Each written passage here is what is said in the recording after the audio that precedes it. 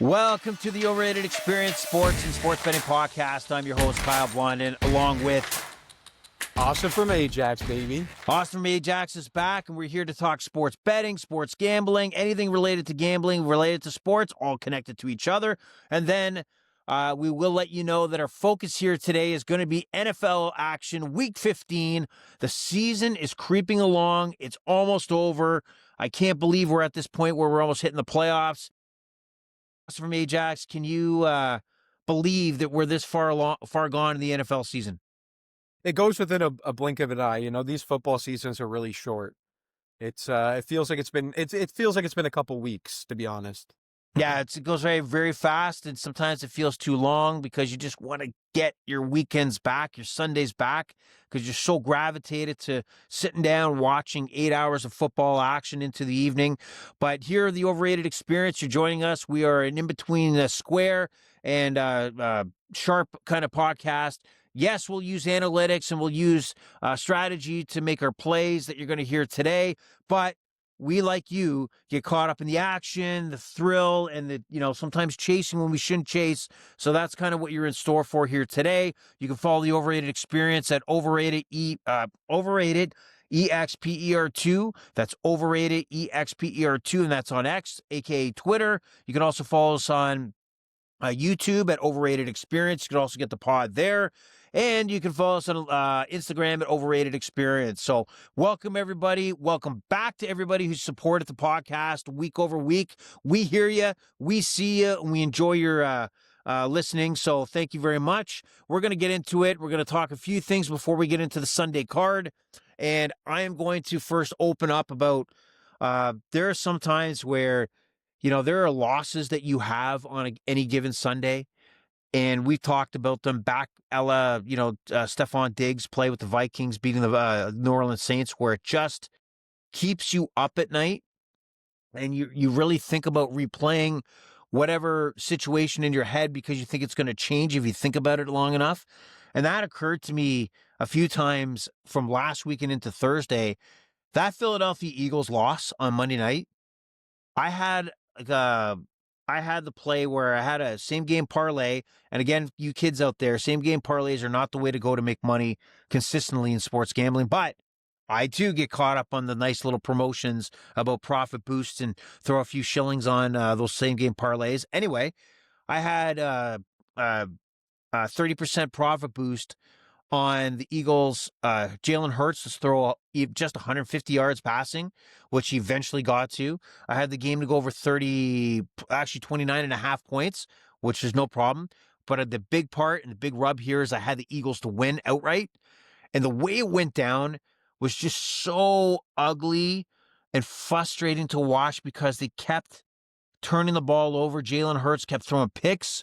There was a point earlier in the first half where he throws a pick.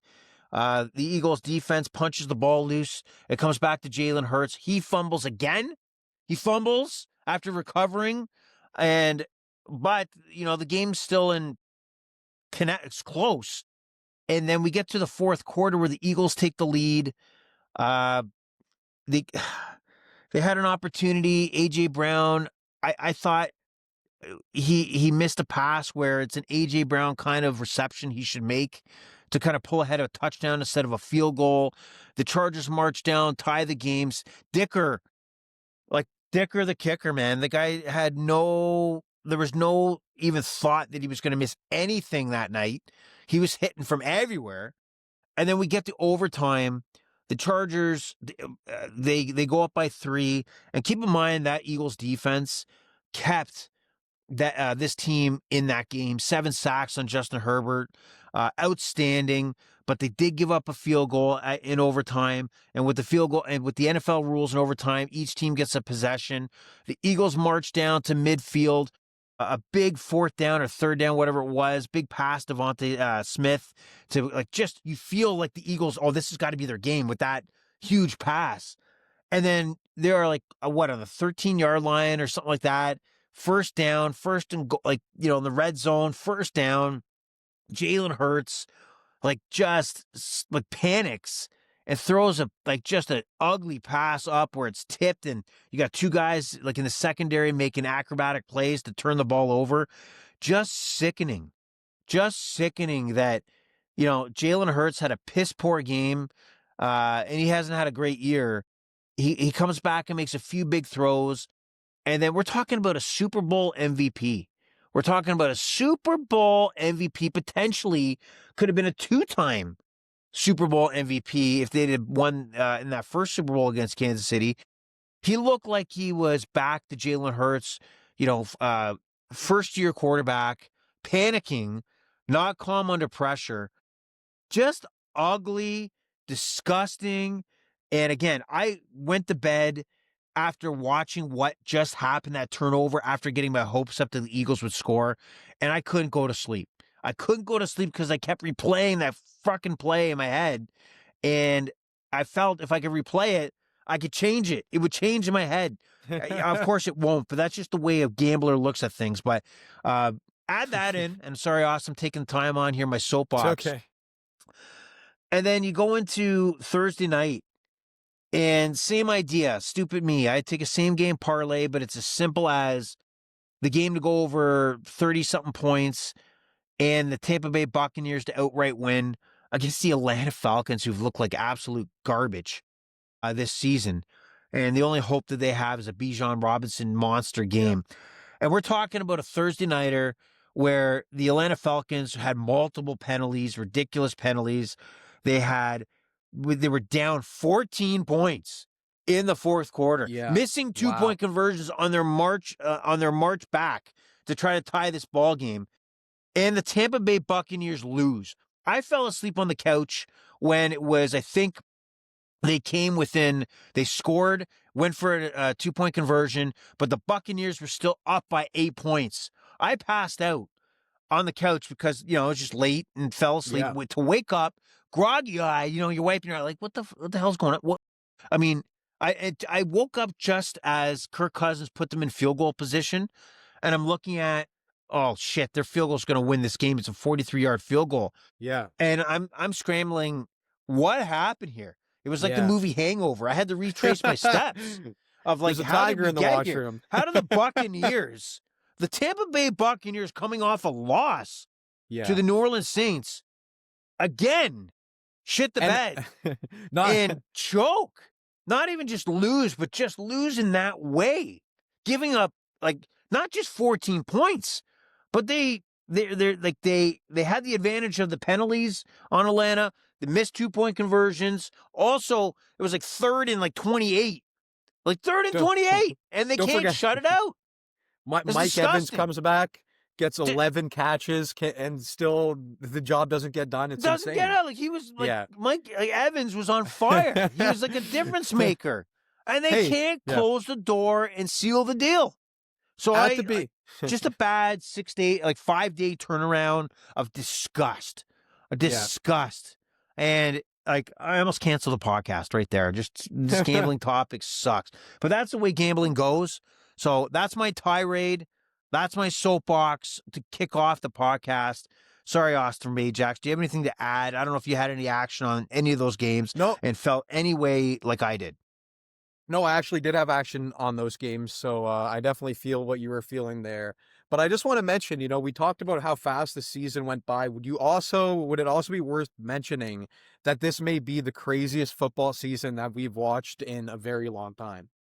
I've been watching football since 2015, and I think since 2015, I haven't seen like a crazier season just of teams not being where they're supposed to be and not getting the job done. Kansas City and the Eagles, both in the Super Bowl last year. If you combine the last 10 weeks or 10 games for these teams, they have 2-3 wins. It's unbelievable. Yeah, like and you know what? I'll throw out a bad beat. It was more on you than it was me. You had Cleveland to knock off the Tennessee Titans at home.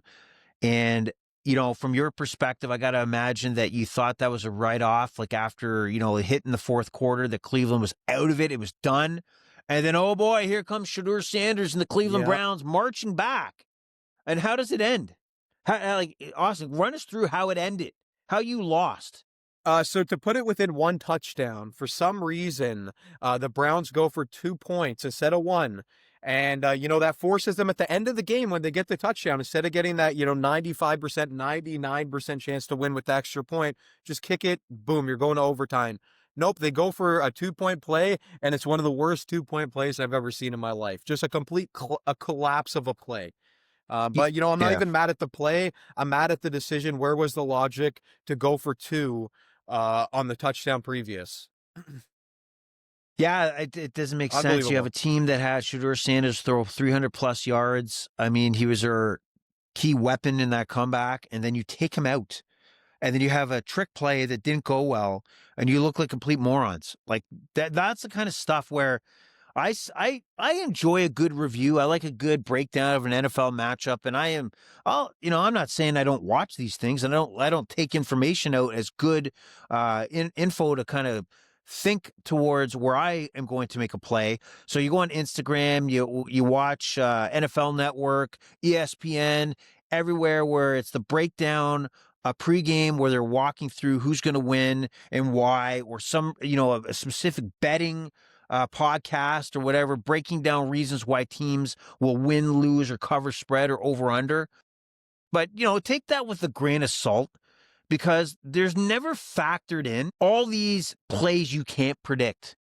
You can't predict somebody taking a stupid penalty. I can't remember what game it was. It was Baltimore. So, like, we seen that the Baltimore Ravens lost against the Steelers. And by the way, that reminded me, like, I don't know if you've seen that lively catch that was ruled no touchdown in the end zone where you had two hands on it, two steps. But for some reason, you have to make a third step in the end zone. That's fucking dumb.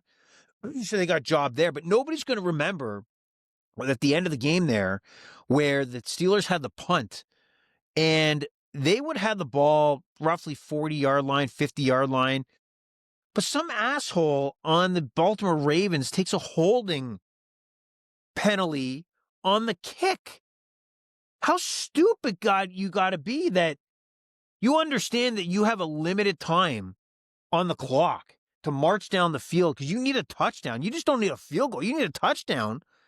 And at worst, you're going to have the ball at the 35, 40-yard line with over a minute to go. And how is it not common knowledge that you would, probably be extra cautious to not take any penalties to take any risk to move you back? Yes, you want to put yourself in a position for a potential punt return, but the odds are there's going to be a fair catch wave and I'm going to take the ball and get the ball in Lamar's hands. Those are the things that you'll forget about, you can't analyze, and these are huge factors in these games and in the outcomes. Yes, thank you everybody for your Instagram / NFL Network breakdown / VSiN breakdown of why you believe one team over another. But, you're full of shit because there's factors out there you cannot measure or predict that make huge, absolutely huge directional changes in football games. So that's my tirade again. I can't get off this, man. I just not get off this. And let's shift over to another topic I wanted to talk about. And if you watch that Kansas City game on Sunday night, I mean, the thought was that loss to Houston was kind of like the final nail in the coffin to the Kansas City Chiefs era, dynasty, you might say, over the last 10 years, making, 10 straight AFC championship appearances. They're coming off of 3 Super Bowl appearances in a row. Outstanding track record for this Kansas City Chiefs team. But when you watched on Sunday night, they just didn't have it. I mean, you felt they were going to pull it out one way or another. It's coming, it's coming, it's coming. And they didn't have it. But the positive thing here is I'm not going to shit on Patrick Mahomes. Man, he had every ounce of effort trying to put the team on his back to try to get over the hump here and get that win. Scrambling, taking hits. And you have like the Rashid Rices of the world dropping key 4th down passes, like just through his hands. And this guy's supposed to be your big time receiver that you were waiting on his suspension to be over. And we talked about Travis Kelce last week, and I mentioned potentially moving on. And I think you were gonna, you didn't say it, but I know we talked afterwards that you felt to bring him back. He's toast. Like he might have. He's at the stage of his career where, just like Gronk, where I think he needs to say, "Hey, I'm stepping back. I'm stepping back next year. I'm not going to start the season, whether it be Kansas City or anybody else, and we'll see what happens as the year goes on." He's a hired gun now. That's the stage of career he's in, where he is the guy either that will be ready for Kansas City in week 14, 15 next year if they decide to make another run, and they do make another run. But he's out of that stage where, yeah, we've seen him produce weeks earlier, but he's out of gas. He had huge drops. That interception at the end where he's juggling the ball and the game's over because he can't hold on to it, that's not Travis Kelce that we know. He's toast. He's done. So you could have a difference of opinion on that. My opinion is he's a part-time, impactful, no question, but he's done as a full-time NFL player. Austin, what do you say to that? I think Travis Kelce, he's still, I would say he's still better than your average tight end. Don't get me wrong, but he's getting older and you can't rely on him to be the difference maker. That's the issue. If they had another elite wide receiver and then Rashee Rice and he was their third option, I'd say that's solid. That's fine, but I don't like Travis Kelce in this point in his career being the first or second option in a team. I feel like he's lost a step. You're right. He has too much miles on the tank. Honestly, resting and then, kind of using him as more of a playoff weapon would honestly be a very sound strategy in my opinion. But I don't think he's like completely washed. I just think he's old. He's on the back nine of his career. He's got a year or two left. Yeah, and I think you make a good point is like, I think we all thought they had developed enough weapons, Hollywood Brown, Worthy, Rashee Rice after suspension, Kelsey to kind of spin off, in the tight end spot. In the backfield, you got Kareem Hunt, Pacheco. But when you really look at it, this team is very bland. Like, it's not, like, it's just not good enough. I mean, if you got Patrick Mahomes, a generational quarterback, and I do not believe he's slowing down, he's going to get shit on. He's going to get that tag, at least at this point, that he is on the downside, which is, I think, completely wrong and short-sighted by many in the NFL that look at a week-to-week narrative and bring it up and talk about it to death. But I think you need to provide him with a superstar receiver. Like, I know they got a lot of fast, skinny guys, but they can't make it through the season without getting banged up. I mean, I don't like necessarily the situation in Philadelphia, but how well would Patrick Mahomes be with an A.J. Brown? Like, would that be a difference maker to you? Do you think if they had an A.J. Brown type, like, top guy out there to throw the ball to, do you think that would be a difference maker for him? Yeah, I think if you give Mahomes a top 5 wide receiver, that immediately makes Kansas City the best team in football. I have I have such faith in Mahomes. I think he's the best player in football. This just isn't their year this year. If they come back next year and they're very successful, I won't be surprised at all. But they've had some bad luck, and no doubt, if you put A.J. Brown on that team, I'm making them my Super Bowl favorite. Would you agree? Well, if we were heading into next year with an A.J. Brown, I'm not considering the record. You know what I mean? Like with the record, it's like even if they win every game going forward, they still may not make the playoffs, right? So I'm more thinking just like actually best compared to getting the playoffs record going for the Super Bowl. I would agree. I would still put them near the top. There's just no question on that. But right now, you're going to hear the narrative that this Chiefs team is done. I think that's short-sighted. So if you have a futures play down the road for 2026-27, I would suggest keep it in mind that the Kansas City Chiefs might be a play and might be value because of this down season. Like the odds are they're not going to make the playoffs. Major things have happened, of course. It's I guess if the Kansas City Chiefs somehow make the playoffs, it's not going to silence the narrative that it's rigged for the Kansas City Chiefs. You know what I mean? Yeah, so many people say that. Yeah, they say it's rigged for Mahomes, but we'll see how it plays out. What other stories, Austin? I know that fantasy football has played out in a big way that most, not all, regular seasons came to an end last week, and now we're in the playoff hunt. Some on buys. This guy right here, I'm going to buy. How did your final weekend of regular fantasy football season go? Honestly, not great. There was a $100 league where I could have won that week and been into the playoffs. Sadly, didn't get that done. I'll let you guys know my performance on the overall year. So in 8 fantasy football leagues, I was in 8 leagues, and I finished with an all-time worst where only 2 of my teams actually made it into fantasy Oh my playoffs. God, that's horrible. That's horrible. So remember, guys, who you're listening to advice to, because also this year was definitely easily my worst year. I came in last place in 2 of my leagues as well. I'm washed up, man. You know what's funny? This is why you're carrying the show.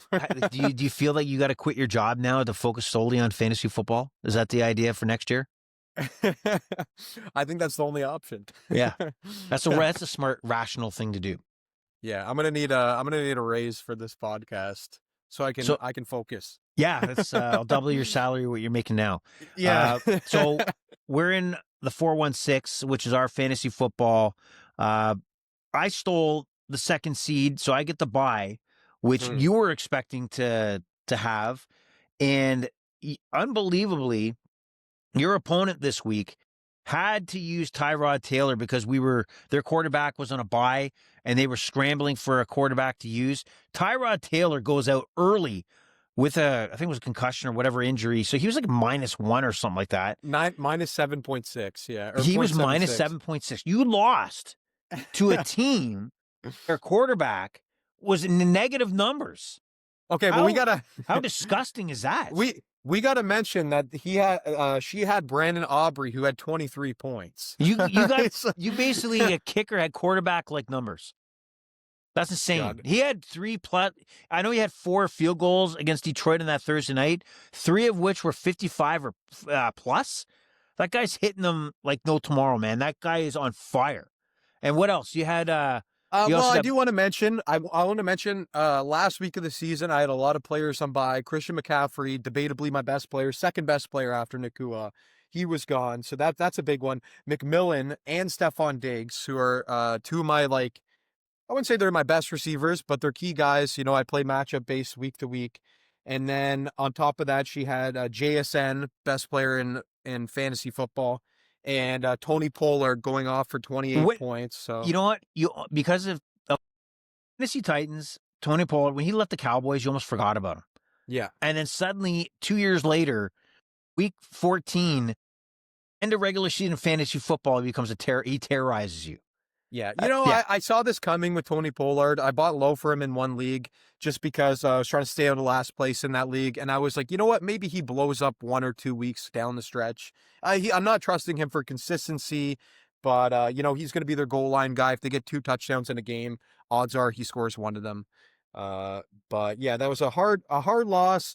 But you know what? I just got to do it the old-fashioned way, win all the way through, and we'll be fine. Hopefully I'll see you again in playoffs, or see you in playoffs. Any tips for for example, I'm on a bye week in the 416.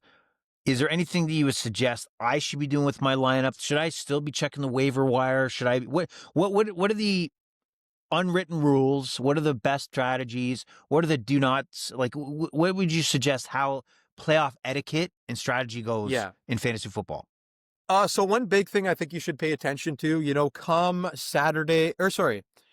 come end of the week, if somebody has like a day-to-day player, they may be like, all right, it doesn't matter if this guy's on my team. I gotta win now. So you gotta pay attention to the drops.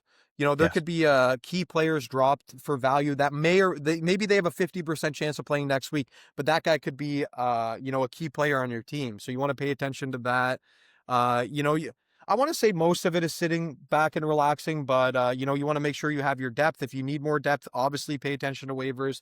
I want to assume you should pretty much have, your team ready to go for playoffs, and you're not still like picking through the waivers, but you may be there. I can see right now, I heard a friend picking up Isaiah Likely because they didn't have a tight end. I think that's a great option right now. But I wouldn't say there's too much more to do. there. The NFL is like tricky in fantasy football to this point of the season. There's so many injuries, significant. I feel that any decent running back who's going to touch a ball on a Sunday or a wide receiver who's going to get a reception or at least a target is almost gone. And like you said, you probably got to take a risk that you're ahead of the game on information of somebody coming back that the rest of your fantasy football league is unaware of. But it's thin pickings right now, and very important to I find, looking at the whole season on the waiver wire to maybe make a pickup that may not necessarily help you in that direct week you're working on, but to build up the depth. For example, if you had, let's say, Rashid Rice, early, or if he was available and you knew to suspend it, you might put him in the shelf for a while to have him later. Or Joe Burrow. Like, let's say you have a quarterback and you have flexibility on your roster. If you're crammed, you're not going to take on another quarterback who's not playing. But if you have the ability to put Joe Burrow, for anybody who dumped him early because of that significant injury, you might have the opportunity to put him on the back shelf because he'd be definitely valuable in the last couple of weeks if when quarterbacks are running thin. Yeah. So, all right. What else here? I'm just thinking any other topics. We're going to, for the listeners out there, I know you might want to just get to the football plays and football picks. We're going to post the timeline so that you can pick the when to start. So I think that's pretty effective. So you can go and move past all this BSing going on between me and Austin from Ajax. The last thing I'll talk about is something came up. I think Bill Simmons named the Columbus Blue Jackets the most insignificant team in sports, which for the NHL, I look at the Columbus Blue Jackets as, probably if they were gone, you wouldn't miss them type of situation. But it got me thinking about other sports, and I thought I'd just bend your ear on this. If I said basketball, NBA, what team or teams would you put in that category as so insignificant if they were gone, you wouldn't even notice as a franchise? In basketball. NBA, yeah. I don't know, maybe like the Jazz. I'm trying to think.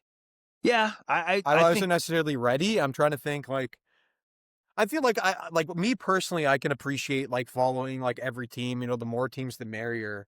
But insignificant. I feel like I'd have more success naming teams in football, honestly. But the Jazz is one that comes to mind. So you're not old enough to remember when the Jazz had Karl Malone and John Stockton. They faced Michael Jordan in the final. So I don't put the Jazz in that category because I remember them having a significant part to play in the NBA. I look at teams like the Washington Wizards. Like, if the Washington Wizards folded tomorrow, would you really remember that? Oh, yeah. But then I think of like the John Wall days. I'll think of the John Wall days where it's like, at least they were an entertaining team. Maybe they were never significant, but they had their decent storylines. You know what I mean? If I'm being honest, if I'm thinking insignificant teams, baseball's coming to the top of my mind right now. I'm looking at Miami Marlins. Yeah. Who, they're selling their tickets for $4 each, and they got less than 10,000 fans coming to each game. And like, again, I was actually Googling. So I'm sorry, this is a little story, but I was Googling how unbelievable it is. Because obviously, the Jays, they've raised their prices because, more popularity with this recent postseason run. But Miami Marlins actually has a deal where you can take 4 people out to the game, get 4 hot dogs, 4 soft drinks for $44. 4 tickets, 4 hot dogs, 4 drinks for $44.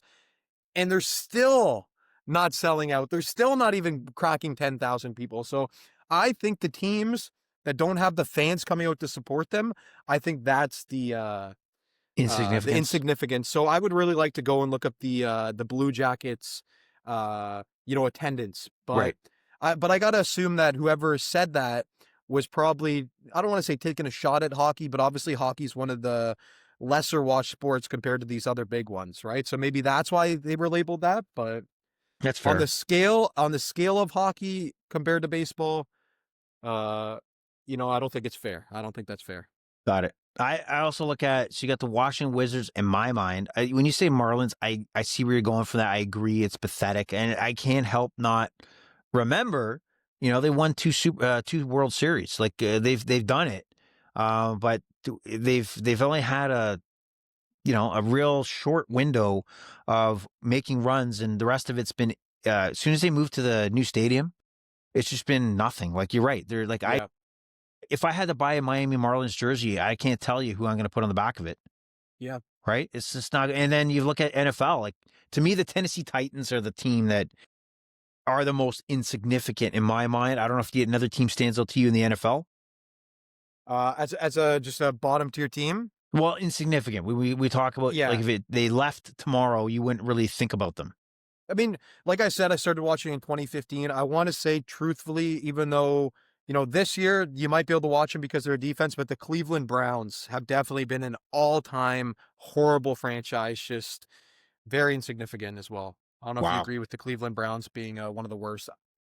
Well, that's But I also, the thing is too, I don't like necessarily jumping into saying this because you're bringing up these olden days where, even the Miami Marlins have won championships. I don't know the history, so I don't think it's fair for me to go and say like, oh, this is an insignificant franchise. Maybe 20 years ago they were significant. The Chicago Cubs didn't win a World Series in 108 years, and 108 years later they became significant.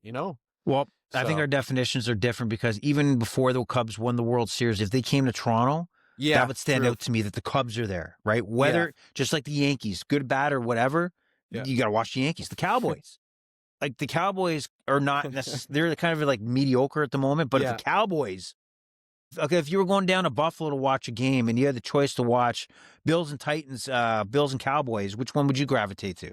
Who cares about the record? Cowboys, Cowboys, for me, man. Bills. Cowboys. For me, Bills. Huh? For me, Bills. Even though we're in the Dallas if you're jersey. I'm talking about if you went to Buffalo to watch the Bills play the Titans or the Bills play the Cowboys, which game would you choose? Cowboys. Right. I mean, you're wearing a Cowboys jersey. I see is that a Dez Bryant jersey? Yes, the Dez Bryant jersey. What's the story behind that? So the story behind this is my first year in fantasy football. He was kind of like my key, like my first round draft pick. And then, I made it into the playoffs with the last seed. Christmas Day happens. You actually buy me this jersey. Oh, okay. And then the following week or the same week, I believe, Dez Bryant not only scores a touchdown, but throws for a touchdown to win me my first ever championship in the first ever fantasy football league I was in, 16-man league. So I always have the significance of like Dez Bryant was the guy for me. Maybe, for the Cowboys, they didn't really make the playoffs. They didn't really do much. But for me, he won me my championship. So I always have appreciation for Dez Bryant. And wasn't that the 416? That's the 416. Two-time, baby. So two-time 416 champ. So I brought you in your first foray into fantasy football. And now years later, you're talking about 8 fantasy leagues that you had to worry about. Yeah. Anyway. And I was against joining too. I remember you kind of convinced me. You're like, come on, man, I need one extra guy. Just fucking do it. Just fucking do it. And I'm like, all right, fine. I'll do it. And I remember, honestly, I will say those first couple of years were probably the most fun I've ever had in fantasy football, despite being in one league, which is just crazy. Yeah, because now you're running leagues. Now it's a lot of business and money collecting and all that stuff. It's not as fun. A lot of work. Yeah.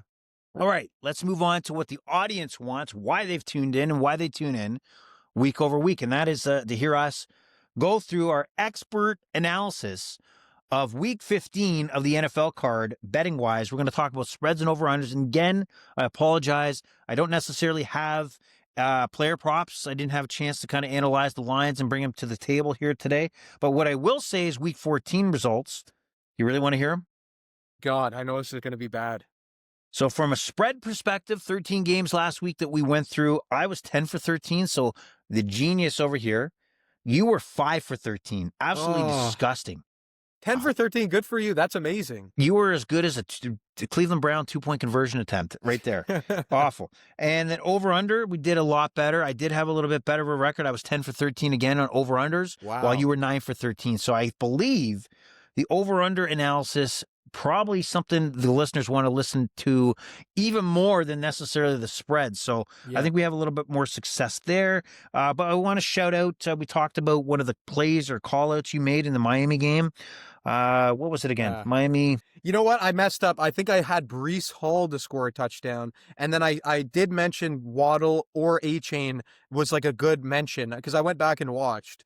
So my two honorable mentions hit, but my actual bet that I told you guys to pick did not come through with Breece Hall. You're on Breece Hall, and the Waddle was a value play, a plus 180. Yeah, Got it. And I did mention A-Chain also had good value, but I think at plus 100, I said don't lock that down as Yeah, even but I mean, a even the Waddle recommend. value play that hit early, and was Yeah, like a plus 180. So that was so we'll give you a little bit of a I, pass. I'll still take it as a loss, but I mean, uh, hopefully you Yeah, took take it as a both. loss. If you took both, you still are up, but fingers Now, crossed. speaking of the Jets, that's the first game on the card here. The New York Jets, the New York Football Jets, the disaster of a franchise going on the pathway to insignificance, are 13.5 point underdogs into Jacksonville. The Jacksonville Jaguars are surging. They are the division leading Jacksonville Jaguars. Can you believe we're saying that? If we looked at a month ago and we were talking about Jacksonville, we basically focused on their inconsistency, Hmm. lack of coming through in a big game situation, but now they lead the pack in the AFC South. What are your thoughts here? This again, so let me go over it again. 13.5, Yeah. 41.5 over under. Brady Cook for the New York Jets is going to start. Undrafted quarterback Brady Cook is going to be Wow. taking the ball and running with it for the Jets. Mhm. So I want to say Jacksonville being this good honestly doesn't surprise me. They've always been a team to me that's like underperforming their expectations. So I always kind of believed that they had this in them, but I never necessarily knew if I was going to see it or not. So it's not like I would have told you this was going to happen. I would have probably told you, hey, they're probably going to shit the bed. They're probably going to disappoint you. But the fact that they're here now, it's like, all right, yeah, this is where they're supposed to be. I'm not necessarily surprised. I've always thought a lot of this came down upon Trevor Lawrence himself, honestly. The personnel around him, I don't want to say has been elite, but I want to say has always been above average. So I'm happy to see this. And, Jacksonville's always had a solid defense. That being said, obviously a lot of uncertainty with this quarterback. If I was creating this line, I'd probably make Jacksonville as a 10-point favorite. And that's still a lot, don't get me wrong. But I don't think the Jets have a useless defense, even though they traded away key players. So I'm going to take New York Jets plus 13.5 this week, and I'm going to take the over 41.5. Okay, I'll put you down for that. I'm going to take Jacksonville, and part of it, I'm going to take the over as well. But do I fully yet trust Jacksonville? Probably not. I'm creeping towards that maybe they really got something real here. Maybe Hmm. they're a real threat to win a playoff game potentially. There's a chance. Anything's open in the AFC at the moment. Hmm. NFC seems to have more heavyweights than the wide open AFC. I just can't at any point any further rely on the New York Jets in any way possible. It's a car Hmm. wreck. It's a mess. Their offense sucked with veterans Justin Field and Tyrod Taylor. Now you have an undrafted Brady Cook. I guess you can't get any worse, but it's just so bad in New York that I got to go with the Jacksonville Jaguars. And I can't back the horse like the Hmm. Jets to Fair even enough. come close. So I'm going to live with that. We're not going to spend too much time in that game, but we move on to another game which is interesting because it impacts the Jacksonville Jaguars, and that's the Houston Texans Hmm. that are probably the next threat now in that division. Are hosting the Arizona Cardinals. The Arizona Cardinals, they're in a lost season. They just don't have anything going right. They lose every close game that they possibly can be in. Jacoby Brissett has a nice little bright spot. He'll have that's a guy that's always going to have work in the NFL. He's going to Hmm. bounce around from team to team to team. He's going to either be in a transition team that's going to a rookie quarterback, or he's going to be a backup and come in for a team that has a significant injury. But Jacoby Brissett's going to have employment in the NFL for Hmm. the next few seasons, absolutely for sure. It's based on his performance this year for sure. The Texans, like I said, are 9.5 point favorites. 42.5. Marvin Harrison Jr. is out again for the Cardinals. Houston coming off a big, actually, statement win in Kansas City. What do you think here? I agree with what you're saying with Brissett. I pretty much look at him as one of the top backup quarterbacks. I wouldn't definitely call him a good quarterback. Um, but he surprises you time to time. And I think this Cardinals team could keep it by losing by 7, losing by a touchdown. So I'll take the points with them at 9.5. And God, I'm going with the points this week. jeez. And I'll also, you know what? I'm pretty confident in this over. My favorite bet so far in the slate of all the games we've been through, the 2 games we've been through. So give me the over 42.5 and give me Cardinals plus 9.5. Wow, man. I look at this game completely opposite the way you do. The Houston Texans defense is arguably the best defense in the NFL. They're ugly, and I mean that in a compliment way, that you do not want to throw a receiver a bad pass over the middle. They'll knock your lights out. They'll destroy you. Uh, so I'm going to take the Houston Texans to cover. I think we've seen where when Arizona and Jacoby Brissett came off a big win against Dallas, but they walked into Seattle the following week and they got torched. And the Seattle D just took over. And I think you'll see something similar here where the Houston D is not going to let them off the ground. The Houston D is such a punishing, no bullshit kind of defense. I don't think they're going to give Arizona a chance at all. Mm-hmm. So give me the points. Give me the points. I'll go with Houston. I like the under. I think this is going to be a bit of more of a scrappy, settle for field goals. Fairbear is going to be the guy that's going to be there. And also want to add in Houston, a shout out to Jorge De La Rosa, the Working Dog Saloons Survivor champion this year. Wow. Yes. He got it. He got it. So we're talking about a man that, I asked, hey, do you want to join the Working Dog? Yeah, okay, sure.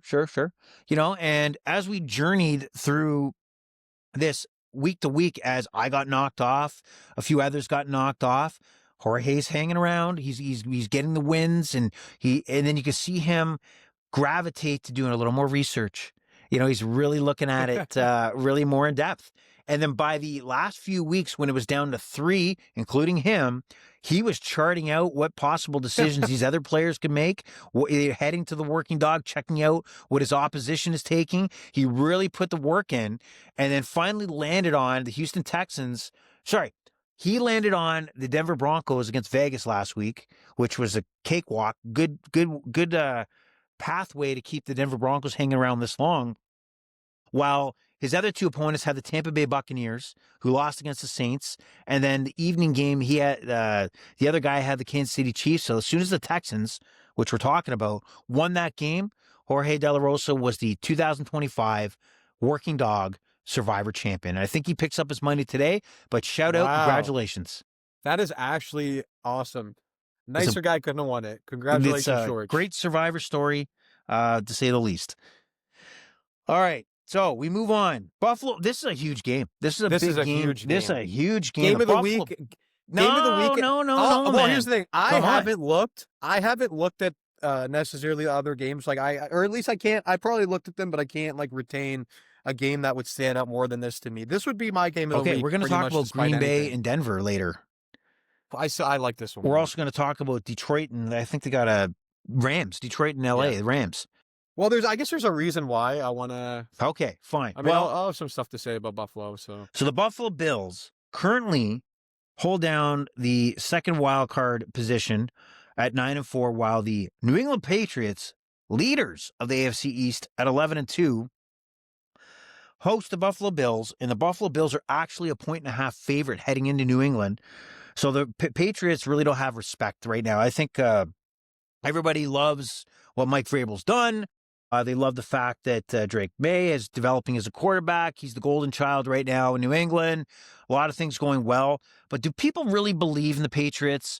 Well, I don't think so. I'm not saying I don't or do, but I think the betting public still believes that they're over their heads a little bit, and especially coming into this game, saying that the Bills, coming off a big win against the Cincinnati Bengals, are favorites on the road against a team they lost to weeks earlier. And so 1.5, Bills are favorite. This game has an over-under of, over-under 49.5. So there's expected to be a lot of points. Where do you see this going? So I just want to say, I've had this weird feeling about the Buffalo Bills. Obviously they're in the second wildcard spot. They're not blowing teams away or anything right now. But I actually think I like the Buffalo Bills as my Super Bowl pick for the year. Whoa. If not, okay. I wouldn't lock in the Super Bowl, but I lock in getting to the Super Bowl. I've looked at the league and it's there's not a lot of shoe-in teams here, but then you got Josh Allen and it's hey, Mahomes is out of the battle, man. You are the best quarterback in football left. I know they don't have the greatest weapons, but I didn't come with any I didn't come with any prop picks this week or player props. But I like going. So I'll give you guys my normal pick. I'm gonna take the Bills -1.5. I'm gonna take the over 48.9.5. Overs only, baby. But then I'm actually gonna do a separate bet where I think the Buffalo Bills win by more points. So um, Sorry, I'm they gonna have to what? look at. So I'm trying to You're look right talking now. about an Yeah, alternative spread. I Got it. want the Got it. Bills like -5.5 opposed to like Wow. -1. I don't want to get too crazy into it, but I think they could win by double digits. So I like that Holy alternate crap, line. man. So you really Yeah. believe this line is way off. Yeah, I believe this line is off. So you think this is Even like a though I'm not. gift? The thing is, the Patriots do deserve respect. I think they're better than most teams. I just think that Josh Allen is the best player in this football team, and I think he like this could be a like I don't know. He needs this showing against the team they're basically chasing here. And I think they're going to get it. So you know what? I Okay. can't find the exact. I'll let you speak on what you think's going to happen in this game, and then I'll come with the line on the alternate spread. I'm just gonna search. Well, I necessarily believe it's going to be Bills all day? I don't know, but I do think that a point and a half there is good value to take a team that has the best player and the guy who's going to have the ball in his hands to determine the outcome of the game more than anybody else, and that's Josh Allen. To your point, I think that if they're going to take a run at this division, has to be Sunday, because they lose. It's the Patriots wrap this division up because they'll be 3 games ahead of the Bills and also 2 wins against the Bills. And it's like, shut the door. I know the Bills have to chase and hold on to a wild card spot. I think the opportunity is here for Josh Allen to have a game, knowing that you have to have in the back of your head that if I'm a Buffalo Bills fan and I'm Josh Allen, that, those Chiefs are not going to be there in the playoffs. I don't have to go to Arrowhead, or Patrick Mahomes doesn't have to come to our turf and we have to go through them, because that didn't work out multiple times that we tried. The window, there was earlier talk when the Bills lost, I can't remember, was it against Houston, that the window is closing, right? The Josh Allen, Sean McDermott era is coming to an end. But do you really believe that? If they get a big win on Sunday, you don't believe in the wide open AFC that they can't run the table and get to the Super Bowl? So I like what you're saying. I think it's believable. Would I be shocked if New England somehow gets a victory here? No. I think you believe it's going to be more of a smashing than maybe I do. But I do believe that Bills get the job done. Josh Allen regains like that respect of that MVP type of form. And he comes through in New England, disappointing the fans. The Patriots fans are trying to go back to the Brady era, and the Bills get the job done. And I'll go with the over as well. I think there'll be some points scored here. So I think we're on the same page. So Yeah. go ahead. And I just want to mention the Bills. This is going to be a lock pick for me. Lock. Yeah. So I I'm going want to to put a add little it. symbol, lock. Yeah. And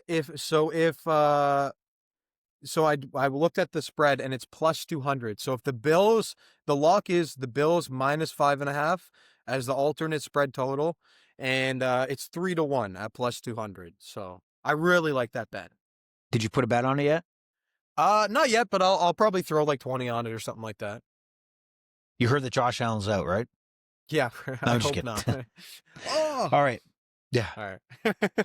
All right, another interesting matchup here. We have the LA Chargers head into Arrowhead to take on the Chiefs. This is a great card this week, honestly. There's a lot of significant games, and when we get to it, there's 5 games in the 4 o'clock window. That's, we're usually stuck with like 2 or 3. So we really love this week. The LA Chargers, coming off a big win on Monday night against the Philadelphia Eagles, are 5.5-point dogs heading into Kansas City to take on the team we talked about, the reeling, probably not making the playoff, Kansas City Chiefs. But the Chiefs backs are really against the wall here, and they're 5.5-point underdogs, favorites, with a 41.5 over under. And please note that the KC Chiefs are missing 3 starting offensive linemen. That's not going to help. So where you see this going, the Chargers give up 7 sacks, but Justin Herbert keeps going. But will he break down at some point? He's got to get a broken hand. I know I sound like a broken record here. You sound like a broken but hand. I gotta, Yes. but I gotta keep rolling with the Kansas City Chiefs. It's just, for me, it's one of those teams that's way too hard to bet against. They, I think they're out of the playoffs no matter what happens now, even if they win all the rest of the way. But with no pressure now, and even with these injuries, I'm going to put my faith in Mahomes straight up. I can't bet against Mahomes. If you did that any other year but this year, you'd be. Yeah. So I'm going to take Kansas City -5.5, and that under over really looks low. I'm going to take over 41.5. No unders here, baby. Well, can you remind me what the Chiefs' record is? 6-7. And there you go. So when you look at the wild card standings here, week 15 of an NFL season, I'm looking at the fifth, like the teams out of on the edge of the playoffs and significantly out are the Baltimore Ravens at 6-7 and the Kansas City Chiefs at 6-7. I can't believe we have these two powerhouses, dominant teams in the AFC, 2 games out of a playoff spot. Now the Ravens obviously have more of a opportunity because they're only 1 game in the division behind the Steelers, and I believe they still got the Steelers to go again. So the Ravens are not in panic mode, but the Kansas City Chiefs are 2 games. Well, look at this. Okay, let's look at this for sure here, right? Okay. So you have, you've played 13 games, right? 4 games to go. They have to leapfrog the Ravens, the Colts, and the Colts are real, and we'll get to them later because they have a significant weird decisions at quarterback that we'll talk through. The Texans, which I think are lights out with D, but they're not. I'm not betting the mortgage on them. They may fade. So there's a chance. So if I'm the Kansas City Chiefs, I just win. That's all I got to do. And I think they do cover the spread here. I think the Chargers have limped through to get these big wins. Philadelphia, to me, was more inept in their offense. We're going to get to them, but their offense is piss poor. I don't get it. But let's go with the Chiefs on this one. I'm not going to put the K. Go ahead. Sorry, I'll take the over I'm not as going to take it, but I think this week's a good bet for Kelce to get a touchdown. But I'm not going to take it. I'm not even going to look at that. That's just an honorable mention. You're just putting it out there for the audience. Yeah. Every week I come with a couple of those, or at least one. So that'll be my touchdown bet for the week. If you got a boosted touchdown bet. Okay. All right. So if I look at the next game, we have an interesting matchup. Well, and I say interesting, not really, because it should be one-way action, and that is Kenny Pickett quarterbacking for the Las Vegas Raiders as Geno Smith is out. And they head into Philadelphia to take on the 2 game in a row losing, or I think 3, like whatever. They're in a bad run, the Eagles. It's 3, I think. Okay, so 3 games, 3 losses. Disgusting. Terrible for the Super Bowl losses. champions. 11.5 point favorites are the Eagles at home. Normally, I would say that's too much for a team that's looked like they have, but we're talking about the Raiders. The Raiders are absolute garbage. They keep firing coordinators and coaches when the real problem is just you might as well fold the franchise, man, because Pete Carroll is done. I don't see in any world where the Raiders bring back Pete Carroll to coach his team next year, and they got to revamp everything. They held on to Max Crosby. Could have been a nice trade chip here, but they didn't, and now they are stuck with all these veterans. They could have unloaded for next year's draft, but decided not to do that. Eagles, man, I don't know if you watch this team. I don't know if do you watch them? Have you watched them last 4 or 5 games? I've watched them. I'm pretty sure it was Dallas that made the 3 touchdown comeback, which was just absolutely brutal. I watched that game. I was following this game. I didn't necessarily watch the whole thing, but I've been on top of the Eagles. The Eagles are the reigning Super Bowl champs. They're definitely one of those teams that I'm always like checking the score for sure. Right, but the fact that this team is just absolutely, I've heard the word pedestrian, like on offense. It looks bad. It looks very, very bad that this team just won a Super Bowl. They have all these weapons, and it just doesn't look like they have an offense that's been together for multiple years, which it has. So I don't know what is wrong. I don't know if there's something wrong with Jalen Hurts. I have faith in Jalen Hurts. I mean, some idiot asked, if it's time to Sirianni to remove Jalen Hurts as quarterback. Like, you got to be That's an idiot. crazy. I can't Yeah. believe somebody even uttered those words in a press conference. Who has a press credential that would actually state that? Yeah, the Yeah. guy's struggling. He's a Super Bowl MVP. You're not That's going to get a crazy. better option with Gardner Minshew. I don't know if Gardner Minshew's the guy backing up, but I can't remember where he went. Anyway, Solid backup though. yeah, I don't even know if Yeah. he's the backup. I know he's somewhere. He was. I can't remember. I think he's in Philly, but He's been all over. yeah, Jacksonville, Raiders. I think he's been all over the place. yeah, but what I'm saying is that there is no option other than Jalen Hurts, and for somebody to utter that, it's ridiculous. So what do you see here? Do you see the Eagles covering this big spread at home? I do. I do see the Eagles covering this spread. We've talked about Vegas being potentially the worst team in football. They do have some key weapons, but I don't think that's enough to get it done against the reigning champs. They need the win like blood. Obviously, they're going to have to win. The spread's more of a question, but I'm going to take them at 11.5, and give me the over 38.5. That's pretty easy too. Overs Okay, only, so baby. I think we're on the same page. Overs only, baby. There you go. Gino out. Kenny Pickett in. Kenny, like, he came in, and I'll tell you that's a topic we didn't talk about. But a lot of gamblers were really pissed off that the Raiders hit that last second field goal down 10 against the Broncos because the spread was 7.5, sorry, for most people who took that man. line. So it moved it to 7, screwing big bad beat for a lot of bettors out there. So you heard a lot of noise online. I thought it was the right play. There was nothing else they could do with 3 seconds on the clock. And it worked out for me because I needed the point to get an over, an in-game over there. So I'm okay with it. All right. We move on to the Baltimore Ravens heading into Cincinnati and taking on the Bengals. The Ravens are 2.5-point favorites. The 51.5 is the over-under. The story is that the Ravens just don't look like the Baltimore Ravens. Lamar Jackson, it does not look like what we know is Lamar Jackson. And the Cincinnati Bengals basically probably crippled their hopes last week, losing and choking a lead in Buffalo. But I got to believe they're still going to come out gunning, and they'll still continue to always be that mathematical hopes alive to get into the playoffs. And what could have been if Joe Burrow didn't get injured again for the Bengals? T. Higgins is out. He had a concussion in his previous game. He will not be in there, and that's a significant weapon lost. What's wrong with the Ravens? What do you think is wrong with them? I mean, they're not sexy this year. I mean, they have, since Lamar's gone back, I know the games haven't been the greatest, but I'm pretty sure they have a winning record since he's been back, right? Have they lost 1 or 2 since he's returned? 2 games? 2. I think it was 2. I think they lost a game against. So what are they, 2-2 or 3-2 since he's gone back? I'm hoping that for the Baltimore Ravens, it's just them needing to get.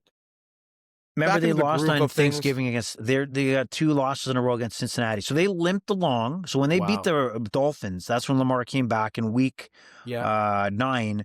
They rolled through the Vikings. They didn't roll. They limped along and got the wins in Minnesota, at Cleveland, at home against the Jets. They only won 23-10 against the Jets. It's not like they dominated. The Jets were still in that game for a while.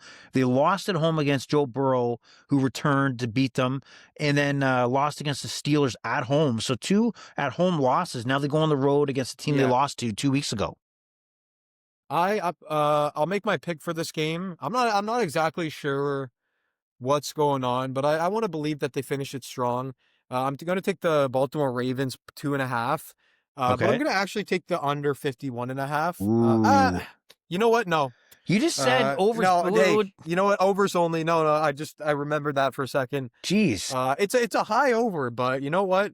Joe Burrow's going to score, and I also think that Derrick Henry has a monster week. He hasn't had the greatest year, but the Bengals struggle on defense. That's their biggest weakness, and other than their O-line. But I think they get it done here, and I think they crush Cincinnati by 10 points. So okay, well, the Bengals. Give me Baltimore here. I don't see how a franchise can't improve on their D over the last couple of years. It's just absolutely horrid. Like the Cincinnati Bengals D, that's another story. But I want to go back to the Ravens, and you look at a must-win game. They need this game to stay in the hunt for the division, because after the Bengals, they will be playing, get this, They go and host the Patriots, which is not an easy one. They go to Green Bay the following week on a Saturday, short week, and Steelers to end the season off.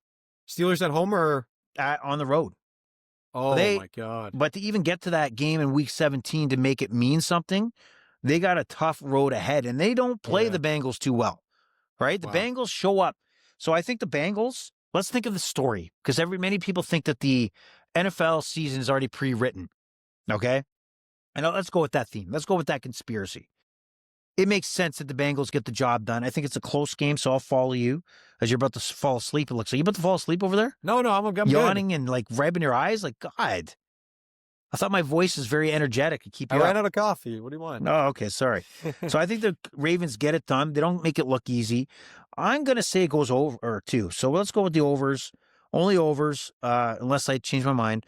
The Ravens get it done. They scrap through, and I think the Ravens will make at least a bit interesting in this division by week 17. All right, we head on to a game that we're not going to spend too much time on. The Washington Commanders head into New York, divisional matchup to take on the Giants. Jackson Dart is 2.5-point favorite.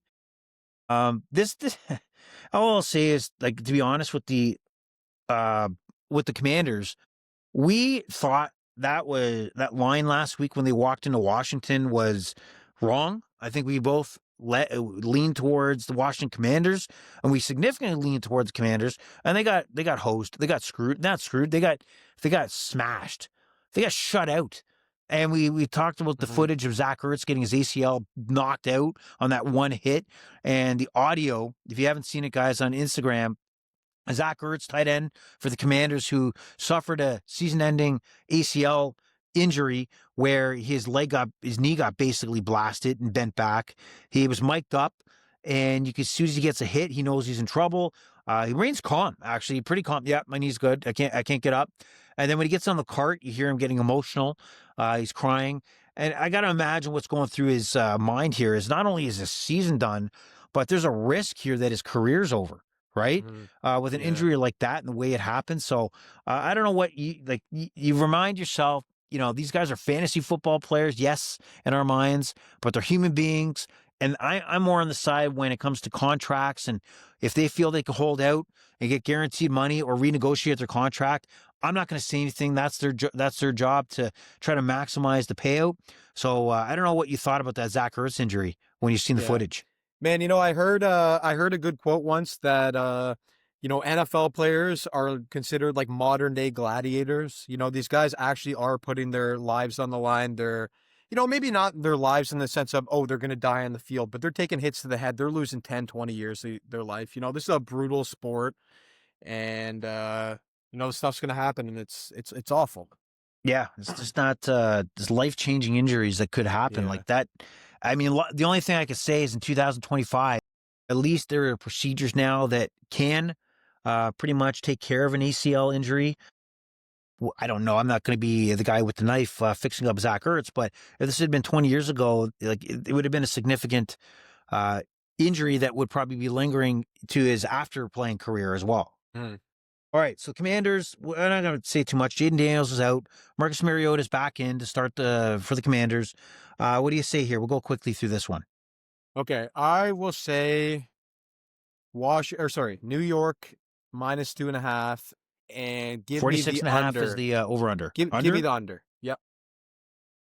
I'll match that because I don't see any reason why we're going to see a lot of points here, and any reason why the Giants lose this. They seem to be a little more active. And this is like the story of Dan Quinn, coach of the Commanders, right? He was on fire when he took over the Atlanta Falcons. He went to a Super Bowl, and then they choked away to the Patriots. And then he kind of faded out where the Falcons kind of went on the decline after that rise. And it sure seems like the Commanders, after getting to the NFC Championship with Jaden Daniels, that nothing has gone right for the Commanders this year. Yes, I understand that Jaden Daniels has missed significant time due to injury. And did you question that, man, he's kind of a skinny guy. Like, is he going to be injury prone going forward? It's not his fault, but that's just a reality when you're projecting going forward as a franchise. Obviously, Jaden Daniels is healthy. Like, you want to ride that train. But even the Commanders, with or without Jaden Daniels, to get shut out by the Vikings, right? That's Like crazy. that's disgusting. That tells you that stuff is not going well in Washington. Anyway, Cleveland, Chicago, interesting matchup. Shedeur Sanders had a huge a huge game against the Titans in a loss. I think he threw for 4 touchdowns or something like that, 300 plus yards, and lost. Are 7.5-point dogs in Chicago, who lost against Green Bay. I don't know if you've seen how that Green Bay Chicago game ended. The Bears were Yeah, I watched that impressive. one. They were impressive the way they were running the ball, the play calling, but there's still questions to me about Caleb Williams. That play at the end, he has, I think he struggles to think quick on his feet. Each quarterback has multiple, here's my main target, here's my check down, check down, check down. I don't know if he processes information as fast as a superstar quarterback needs to, because I don't understand why he chose that option to float that up in the end zone, underthrowing it.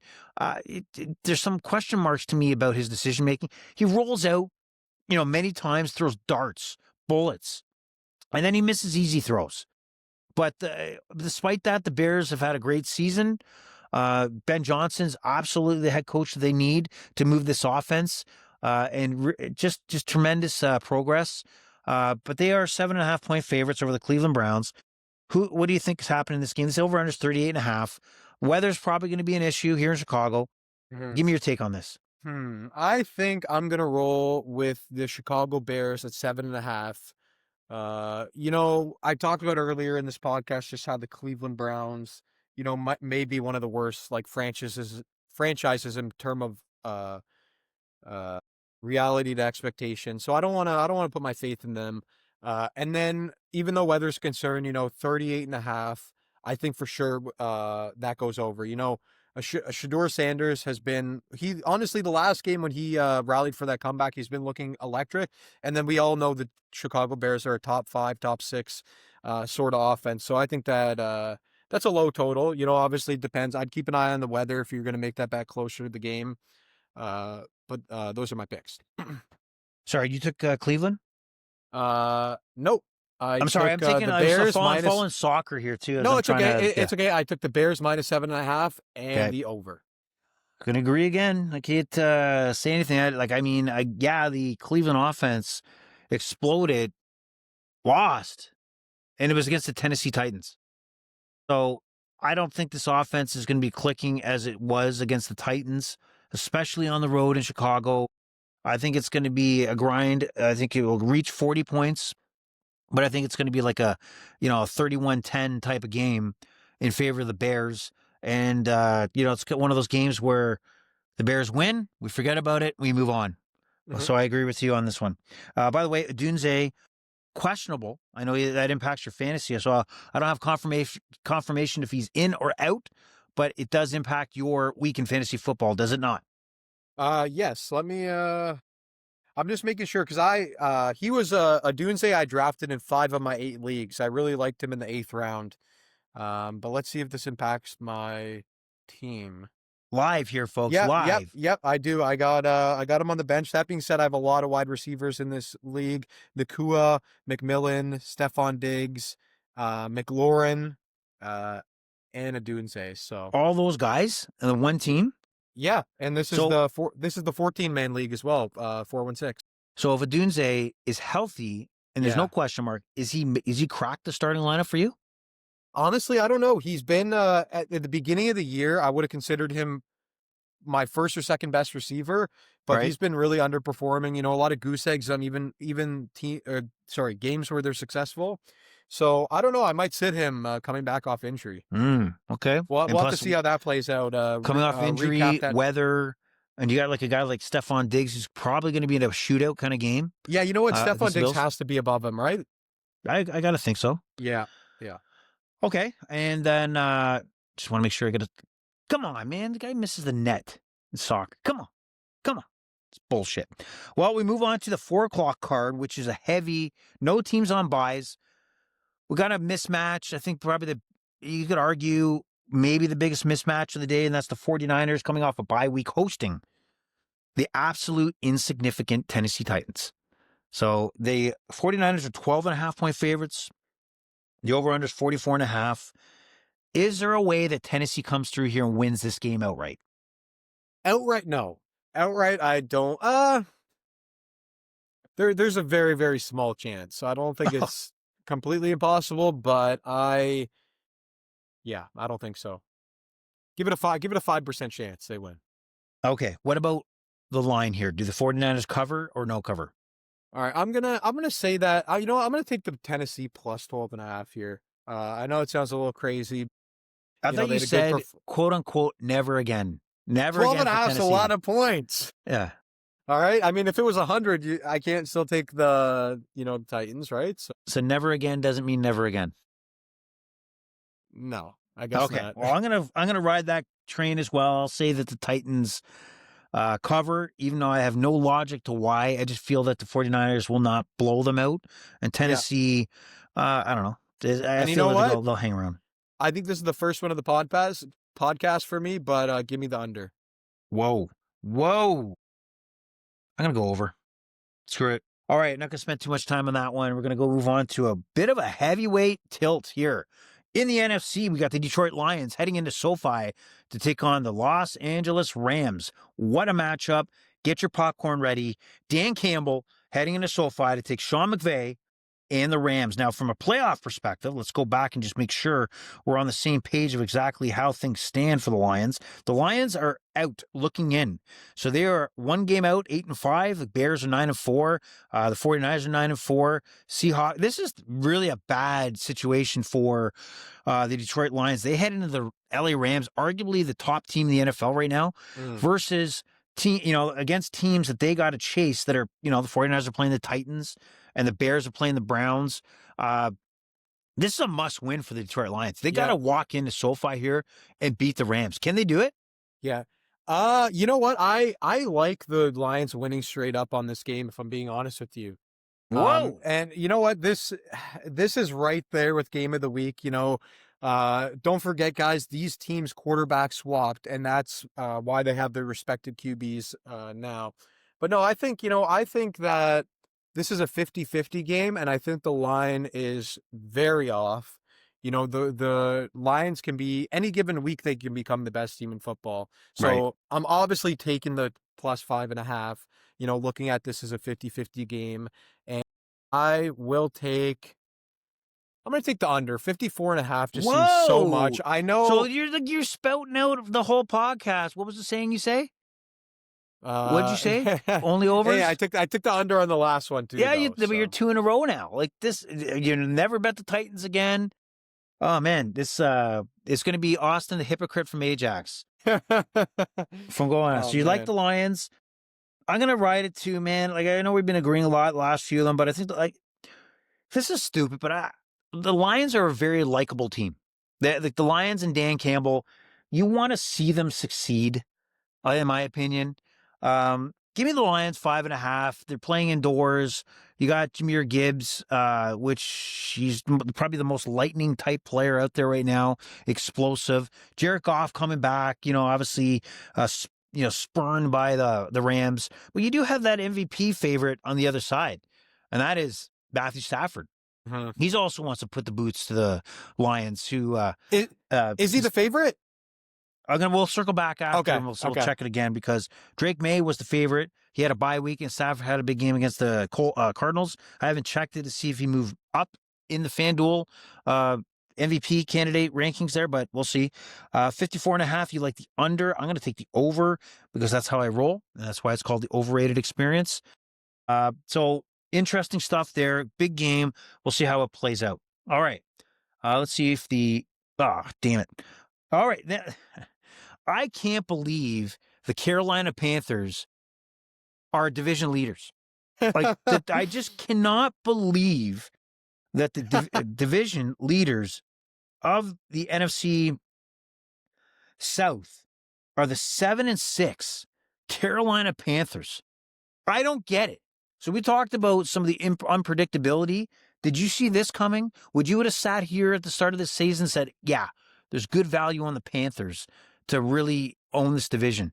But they're in the driver's seat. I'm the biggest Panthers guy you bullshit. know, baby. No, I'm just kidding. I'm kidding. No, definitely didn't see this coming. But Against the Saints, only being a 2.5 favorite honestly seems like really great value to me. I'm not saying the Panthers are a legit team, but against the New Orleans Saints, they might as well be. And then give me the over 40.5. Yeah, man, again, we're on the same page here that Yep. I don't have full confidence in the Carolina Panthers yet. I'm still not sold that they're real. They might be real to win this division, but I'm not sold enough where I think there's value here. Uh, a division leader heading into New Orleans against a team like the Saints should easily win, but I don't think it's going to be an easy walk for the Carolina Panthers. I'm just looking back at their schedule, and I'm trying to remember, the Carolina Panthers beat the Los Angeles Rams at home in a That's wild one crazy. last week. Lose against the 49ers on the road. They looked horrible. The Panthers did. They beat the Falcons a week earlier, and they lost against the Saints at home, right? 17-7, like a few weeks back. Yeah, and I called that one. Yeah, I you did. remember. You did. Is that the one I called? Yeah. You did. So You I had just a little think more now, faith. I don't know. I got a feeling now they win by a touchdown here. Okay. But we'll see what happens. The Panthers, for me, I don't know. They're just such a hard team to predict. They're one of the reasons why I said it's one of the craziest seasons in football in the last 10 years. Who the hell saw this coming? Despite who would have thought, oh yeah, this team is performing better better than the Chiefs this year. It's unbelievable. Better than the Chiefs, better than the Ravens. What is going on? Yeah, and the team to me that absolutely has gotten lucky with the way the schedule's played out are the Tampa Bay Buccaneers, because they have the Carolina Panthers next week at home against the Panthers. The Carolina Panthers then have to play the Seahawks. Okay, so that's a shot that the Panthers may. That's a tough one for the Panthers to win, despite being at home. And then they got to head to Tampa in Week 17. So that game might be a factor.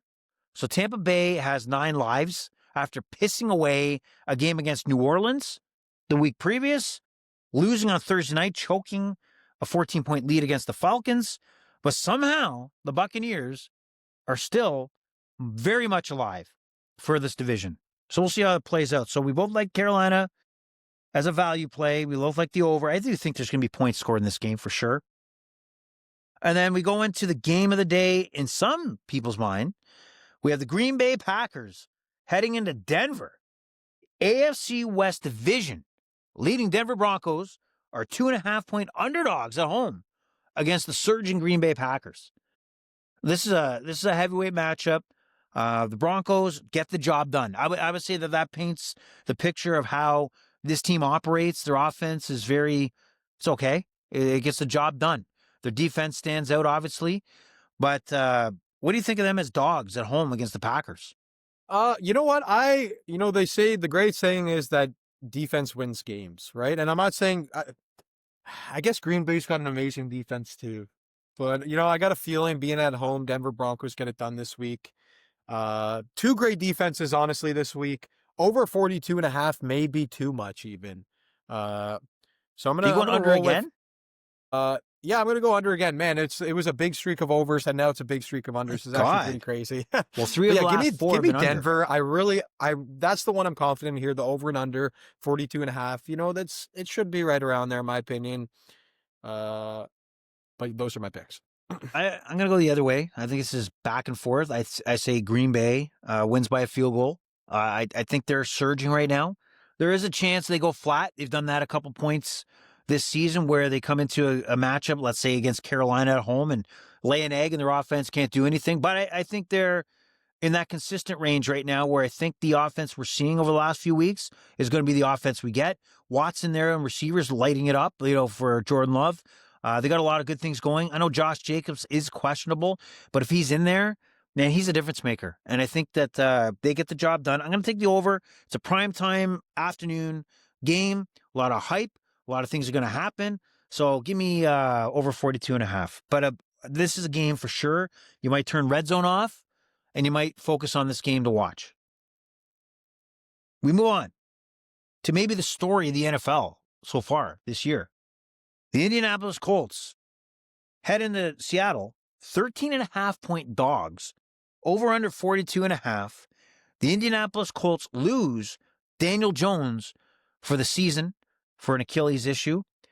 They also, earlier this season, lost Anthony Richardson.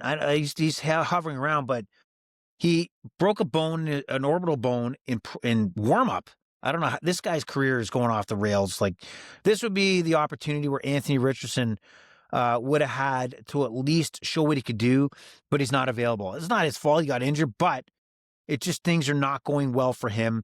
And usually a quarterback in a situation like Anthony Richardson is never going to get a sniff to get starting again unless there's a key injury to a Daniel Jones and he wasn't there to fill the spot. Instead, they have brought in 44-year-old Phillip Rivers, who knows Shane Steichen, head coach of the Colts, very well, knows his offense, and there is a shot that Leonard sits, the quarterback that came in and mopped up for Jones, and Phillip Rivers starts.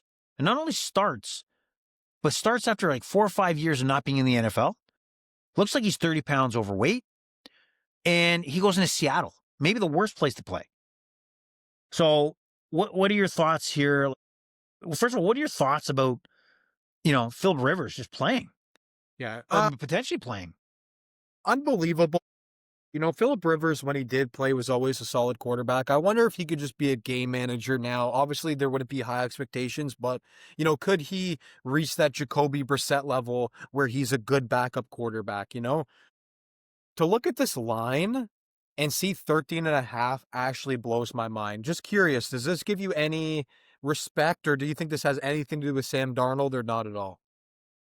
The filet-o-fish of football. I know you love, the filet-o-fish of quarterbacks. Give me that double patty filet-o-fish. Yeah, that's sometimes you get in the mood for a filet-o-fish and, put the Big Mac on the back burner. But I don't know, man. I think the line is based on the history of the Seahawks team at home, whether it be the Saints, whether it be the Cardinals, really putting the boots to some of these unfortunate teams. And I think the bettors out there are labeling the Colts into that category now. Yeah, they should. I thought that the Colts would have a little more respect than this. 9.5 is very different than 13.5. That's a lot of points. Yeah, it is. But Seattle, oh man. I think that the fact that Jonathan Taylor's kind of been quiet as well over the last few weeks, he hasn't been, he was up there in the mix for MVP consideration, and that's off the table. Unbelievable. And, he hasn't lit it up the last couple of weeks or made a difference to where the quarterback play has fallen off. Man, I don't know, man. If they go down the road of Phillip Rivers, I get the idea that you got to think outside the box. You got to have balls as a coach to have the risk, because if it pays off, you're a genius. Yeah. But if it doesn't pay off, it's an embarrassment. You look like such a fool, and it could damage your credibility going forward. So I respect the thought that I'm going to think of any way to put myself in the best position to win a football game. But I don't believe in Riley Leonard, the guy that's been there with this team on the bench, and I'm going right to a 44-year-old quarterback. I think he's going to probably be on the bench backing up this week and then called in if it gets ugly, right? But I think the Seahawks don't cover. I'm going to have faith. I like your faith in the Colts. I'm going to go with the Colts. I think this goes over 42.5. I think Njigba gets his yards like he normally does. But there might be some points here. What do you think? I'm going to ride it with you. I'm going to go with the Colts plus 13.5 and the over. All right. Go. And I'll tell you right now, I know you don't remember Phillip Rivers maybe like I do because, I'm older, that Phillip Rivers already had a reputation that he barely threw the ball. It looked like he's shot putter, right? So 4 or 5 years later, I don't know what he has left. Yeah. And against Seattle D, too. He was always a solid game manager, right? He was with what, the Chargers? Was he with the Chargers? His bulk of his career was with the Chargers. He ended the last couple seasons with the Colts. So that's an interesting one. Very interesting. Keep an eye out for the news on Phillip Rivers. That's definitely got to be one of the most interesting stories of the year. 100%. 100%. And then we get into a pretty decent matchup here. We got Minnesota, which I thought would be a kind of a garbage matchup, but they come off a big win against the Commanders. the Cowboys losing and really crippling their hopes at a playoff matchup or a playoff position. They get CeeDee Lamb back. It looks like he's going to play after being concussed. I don't know. Did you see him get concussed against? I didn't see it. I heard about it. I knew he was a question mark. Yeah, he had one of those moments though where his fingers were going, like in the Oh, weird the way he got concussed. So it's hard to yeah. believe. I guess luckily they played on a Thursday, but he's going to be back. How much is he going to participate or contribute? Well, CeeDee Lamb's in the lineup. He's a go-to guy. Obviously, the Dallas Cowboys currently sit 6-1, 3 games out of I guess 2.5 games out of a playoff spot, and unlikely to be in the mix at season's end. While the Minnesota Vikings are basically 1 game away from the E beside their team name eliminated. What do you think in this matchup? The Cowboys are 6.5-point favorites. 47.5 is the over-under. What say you on how this is going to turn out? One thing that, just to mention, one thing that was really interesting to me in that last game was when they won, Justin Jefferson really got no usage, which is kind of a big surprise. That being said, I got a feeling I am wearing a Cowboys jersey though. Yeah, you are. But I got a feeling, I'm not necessarily saying that they win, but I think I want to roll with the +6.5 for the Minnesota Vikings. And I also want to roll with the under for the game. Those are my picks. Minnesota's still got a solid defense. I believe that the quarterback play is their issue with McCarthy this year. But maybe they get a little momentum from last week's win, keep it at least competitive, and I think 47.5 is a lot of points to score. It is. Okay, so you like Minnesota. Yes. All right, well, let's see. I'm going to take the Cowboys. I think they light up the Minnesota Vikings. I think it was a blip on the radar of what we seen last week in that win over the Commanders. You like the under. I'll take the over. I can't go into a Cowboys game thinking they're not going to score points. Their D is not that great. It's been better, but it's probably J.J. McCarthy. I don't know. He looked good last week, I guess, but then I don't think it's going to keep up. But we move on. Monday nighter. Minnesota heads into. Am I missing something? Is that the Sunday night of the Minnesota-Dallas game? Minnesota. Sorry, I didn't have it ready here. No, that was that was the Sunday nighter. We're on to the Monday nighter, Miami versus Pittsburgh Steelers. Okay. We just did Minnesota Cowboys. Oh, I'm looking at a potential handball in the box. That's a handball. They better call that. I need a goal. That's a handball. I guess I'll give you guys my thoughts. Yeah, go ahead, because I'm caught up in Italian soccer. I think Pittsburgh, I always say it every single week, different team at home than they are on the road. -3 is not a lot of points.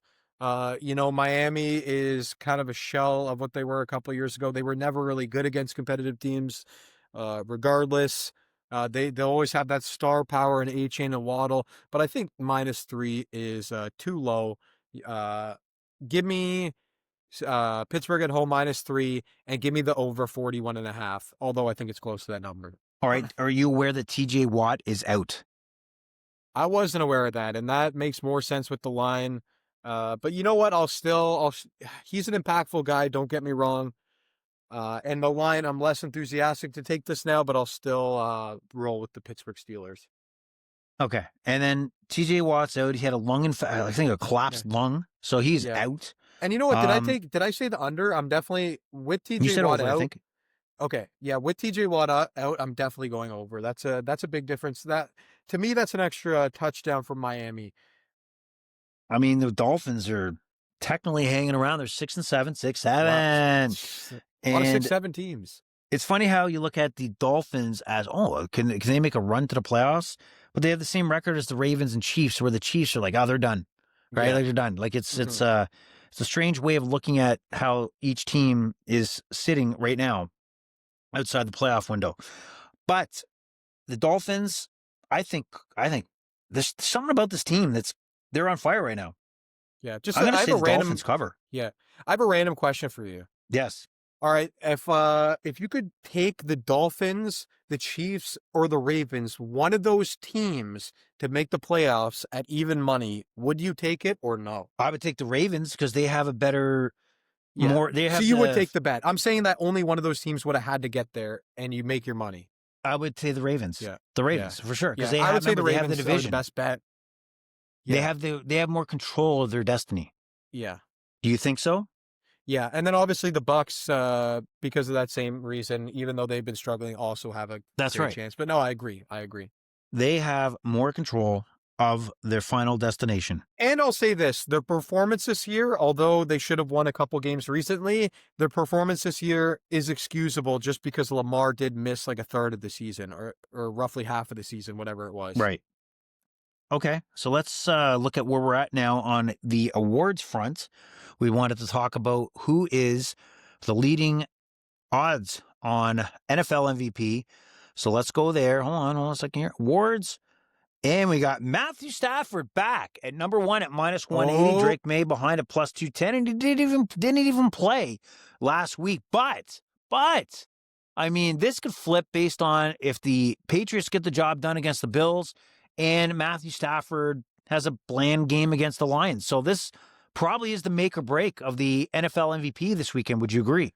I completely agree, but I also think I think after this week, Stafford runs away with it, and he's no longer plus money. You know, we've been all over Stafford all year. I think Buffalo's going to beat the Patriots. So I think, I mean, he's already got leapfrogged, but I think Right. Stafford, even though, I think they're going to lose too, but I think that's, wait, Stafford. Oh man, I always get Stafford and Goff mixed up on this podcast almost every week, and now they're facing each other. Great. There you go. Well, Yeah. let me ask you this, though. Let me ask you this. Jordan Love is plus 1,200 right now. Is there any chance he gets into the mix here, depending on how these last few weeks play out as a potential MVP? I think I wasn't thinking about Jordan Love, but how could you not? Where this Packers team is going, if they walk into Denver and he has a game where you know or feel that his play pushed them to a victory, and then the other two don't have too much of a showing on Sunday, does Jordan Love become a value play right now before Sunday kicks off? I mean, I could see him moving up to like a plus 600 with a great performance and a bad performance from those other guys. But I mean, I'd have to dive more into the numbers to get a for sure answer on that. But that's definitely a good, like a really good find, I would say. And then you got Dark Josh horse. Allen plus 1,400. I think the ship has sailed on the MVP talk for Josh Allen, or has it?